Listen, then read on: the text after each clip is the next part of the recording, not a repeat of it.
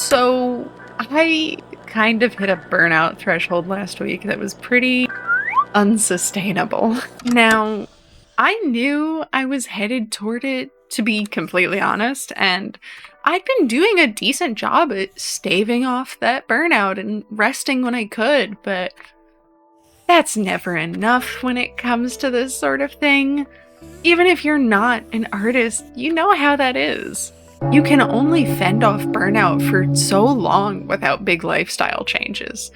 I mean, it's like putting only half a tank of gas in the car, you know?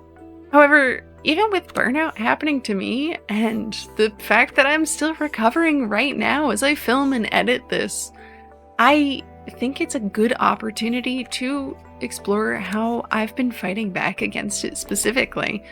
I think it's a good learning experience. Like, obviously, I shouldn't do this all the time, and I'm only gonna get better at it every single time I take it as a learning experience. But this is a good time to film it and put it on the internet, I guess. But in my case, I'm trying to focus on making my art business a more sustainable one to avoid future burnout cycles. One of these days, I'm gonna manage to break it. Don't you worry. This snake will one day stop eating its tail. I promise you that much. I will conquer God. Anyway, while it's not common in circles of the internet I run in, I know it's not unheard of for people to think you have to grind and destroy yourself for success. But if you do that, then what's left afterwards? I mean, you get some money, some success, but then what? You're exhausted and you have too much work and no time or energy to enjoy the fruits of your labor. Plus, if you're exhausted from focusing on work, you're gonna have no energy to give back to your loved ones and your community to help make the world a better place, which I think is a far more important thing to do than earn money. I also recognize that I am very privileged to be in a position where I'm able to control my workload and everything, because I know not everyone has that. But I do hope that if you're also burnt out right now watching this, that you find little ways to take some control of your rest back. Anyway, I have been focusing on 3 things to make my art business more sustainable. That would be overhauling my Patreon, making things easier on myself, and putting guardrails in place. So the thing about this particular bout with burnout that made it difficult was balancing my commissions with my Patreon overhaul and the long art fight videos. Now, I did sign up to do the Patreon overhaul. It desperately needed to happen. That was just extra work that needed to be done. And I think it was worth it because it'll set me up better for the long run. If you are not familiar with my Patreon, basically one of the big perks with it is that you can get personalized art from me that is separate from my public commission slots, as well as access to a little more information, a little more behind the scenes about my projects. However, I also wasn't doing that very smartly, which, you know, there's not really a lot of people who teach this. There are people who teach this, but it's weird and businessy and icky, so it makes learning it hard. Anyway, I was posting art to Patreon every day like it was a social media platform, which is kind of stupid. It's not a social media platform. They are working on some discovery features like quips and the discovery feed. I haven't used it a lot, but if you've used it, tell me about it. I want to know. But to remedy that, what I'm doing is I'm just posting a monthly art collection. At the end of the month, I go, here is everything I made. Here it is, high quality, sorted into folders reasonably by category. It's just less work for me to try to chase after posting on another platform. You know? That sort of thing. The other thing that I was doing that was a little bit stupid was that I had a $1 tier and a $3 tier and a $5 tier. And if you also live in the United States, then you know that $1 to $3 does not get you much of anything. $5 doesn't even get you a good coffee nowadays. That said, I ended up streamlining my tiers. The $1 tier and the $3 tier are just no more. And now the lowest tier is $5 because I could actually get something at a grocery store for that amount. You know what I mean? The last big thing that I was doing was at my higher tiers, I had a personalized thank you every month where I would message every individual person to thank them, which used to take like a half hour, and I got the time down quite a bit by pre-preparing as much of the pieces that I reused between messages, but it also wasn't really that engaging to do. Like, why was I spending my energy doing something that was kind of boring? But what I did instead was basically just make it one big, like, informal newsletter in the Discord that went to all the patrons, and it was in a channel that everybody could chatter in, and we just had our first one go out this month, and I'm super excited because we're scheduling the first community night.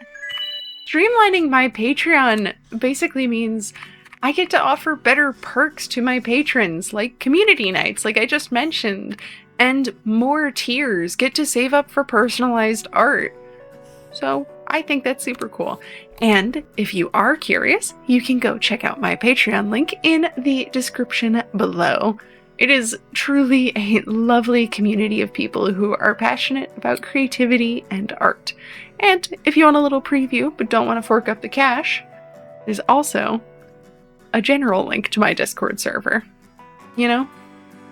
But if you want access to the secret clubhouse, that's where you pledge on Patreon, all right?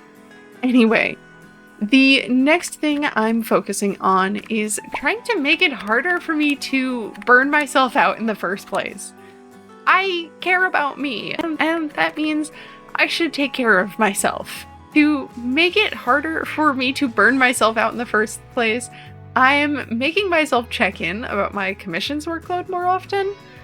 I was just doing it once a month to try to set up slots on a monthly schedule because I thought that would be super cool, but that is too infrequent, honestly. I thought I had a handle on how to use a waitlist, but I'm still figuring it out. So if anybody has advice about how to use a waitlist for commissions, please tell me. I might have to do some research. Maybe I'll make a video learning how to use waitlists. Anyway, I'm still figuring it out. By the way, thank you to my client who has been waiting so patiently for me to even send you a proposal sitting here on a waitlist. I appreciate you so much. Even though my commissions are unfortunately closed right now, even though I really wanted to keep them open more regularly this year, I also have to take care of myself. And part of making sure I don't burn myself out is to not keep doing the same thing over and over. If it turns out that this thing that I wanted to do is actually hurting me, it's time to stop doing it. It's not very sustainable if I just sort of like burn the candle at both ends. Okay, candles are a bad allegory for working because you can't get more wax on a candle, generally. I don't like that. We need to come up with a better allegory for working and refilling your energy. The last thing I've been doing is trying to make things easier on myself. Now, I take a lot of pride in my work as an artist and making stuff personalized, but also that takes forever and so much energy. It's all work I enjoy, but when you put so much of yourself into your work, it's really easy to lose sight of what is and isn't healthy. So to help out with that, I am trying to get better at letting myself ask for help. getting extensions and delegating stuff to my Discord mods, which, by the way, thank you, Link and Autumn. I love you forever. Everyone, if you're in the Discord, go say thank you to my mods right now. Got it?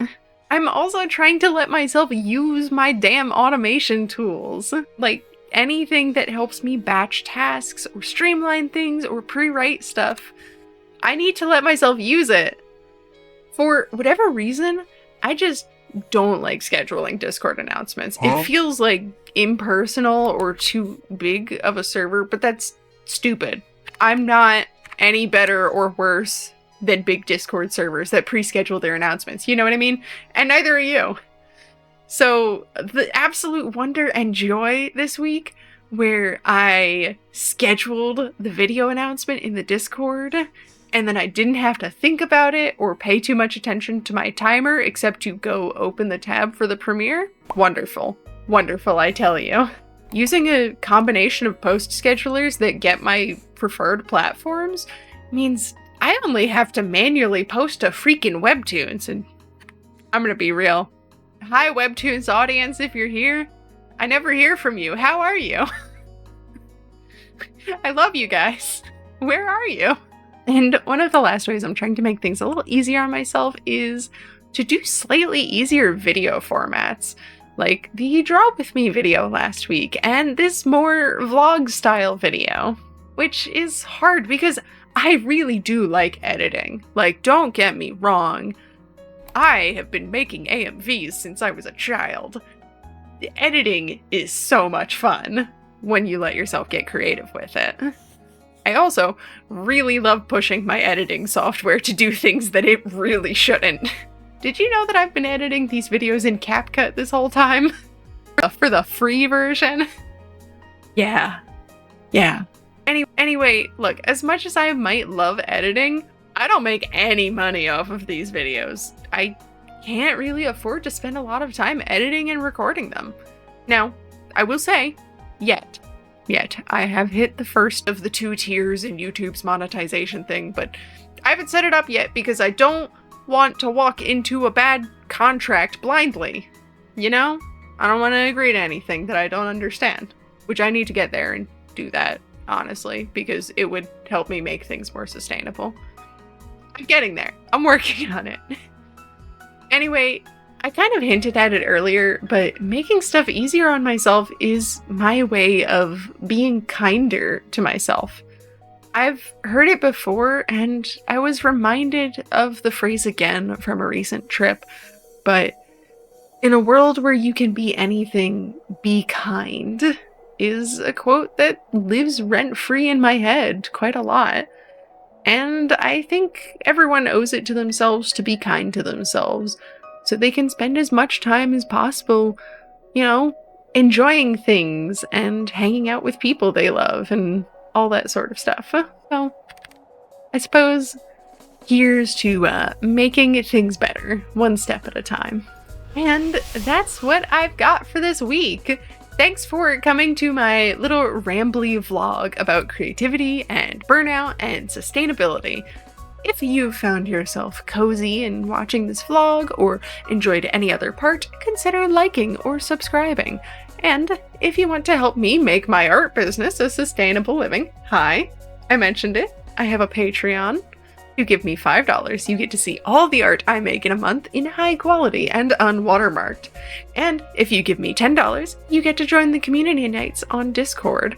Our first one is going to be Gartic Phone, which is a game of telephone meets Pictionary. We're working on scheduling it, but it's looking like it's going to be the end of June. So, we'll find out. But if you've pledged before that, you'll have a chance to join in. In the meantime, be cozy, be kind, and make something cool.